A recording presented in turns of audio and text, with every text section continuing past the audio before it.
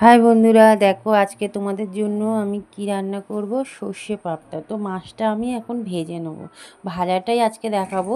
তো ভাজার জন্য আমি একটু সর্ষের তেল নিয়ে নিলাম, নিয়ে কিছুটা 2 মিনিটের জন্য ওকে ভালো করে মাখাতে হবে মাছের গায়ে, যাতে মাছটা না ফাটে।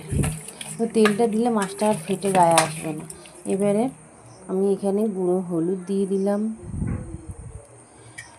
পরিমাণ মতো নুন দিয়ে দিলাম, দিয়ে এবার কড়াইটা আমি গরম করতে দেব।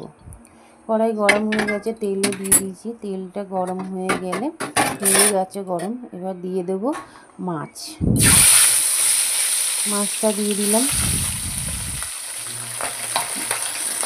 মাছটা পুরো ভাজাই হয়ে এসছে, দেখো। এই মাছটা এবার তুলে নেব।